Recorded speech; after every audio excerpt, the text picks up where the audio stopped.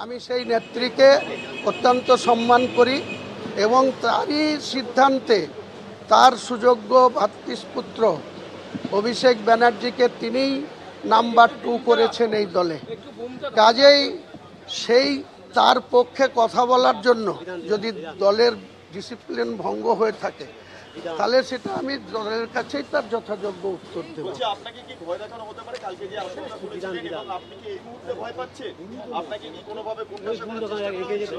দেখুন, আমি পৃথিবীতে মানুষ হিসাবে মহান আল্লাহ তাআলার দয়ায় আমি মানুষ হিসাবে এসেছি।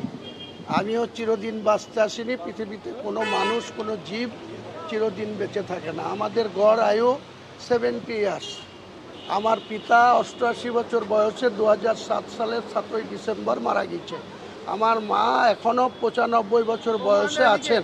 আমার বড়দার বয়স 77.5 বছর, আমার বয়স 62 বছর। আমি পৃথিবীতে যতক্ষণ বেঁচে আছি মহান আল্লাহ তাআলার কৃপায়, তার দোয়ায় তাকে ভয় করি।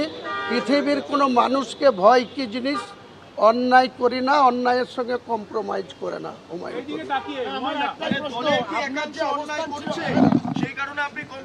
সেটা যথাযোগ্য সময়ে আপনারা জানতে পারবেন। আমি কোনো কিছু রাগ ঢাক রেখে চলি না। আমি আমার পরিবারের সঙ্গে কেবল যেটুকু ব্যবহার করার, যেভাবে চলার, সেটা আমার পার্সোনাল লাইফ। আর দল করতে গিয়ে দলের নেতৃত্বকে অসম্মান কোনোদিন করি না জেনে বুঝে। কিন্তু আমাদের মুর্শিদাবাদ জেলায় রাজনীতিতে আমাদের প্রচুর চিরশত্রু, বিরোধীরা শত্রু, আবার স্বদলেও প্রচুর শত্রু। এইসব শত্রুতার মোকাবিলা করেই আমি রাজনীতি করে এসেছি, আগামী দিনেও করে থাকবো। রাজনীতির ময়দান থেকে হুমায়ুন কবির নির্বাচনের ময়দানের বাইরে থাকবে না, বেঁচে থাকলে। এটা আমি গতকালও বলেছি, আবার বলছি। আপনার যে অবস্থান ছিল, এক কথাই বলি, সেই অবস্থানে আছেন নাকি না শোকাজের পরে অবস্থান পরিবর্তন? আমি কি পরিবর্তন করেছি আপনাদের কাছে কিছু? বারবার একই কথা রিপিট করছেন কেন? কালকে যেটা বলেছি ফার্দার যদি তারপরে কোনো রিয়াকশন দিই তখন ভাববেন যে সেটার পরিবর্তন হয়েছে।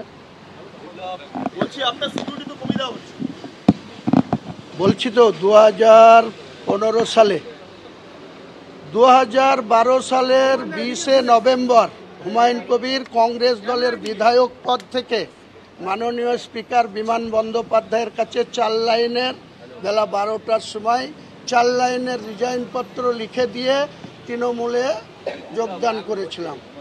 মাননীয় সুব্রত বক্সী, মাননীয় পার্থ চট্টোপাধ্যায় মহাসচিব আমাকে একটা 10 টাকার রসিদ কেটে দিয়ে তৃণমূলের মেম্বারশিপ দিয়েছিল।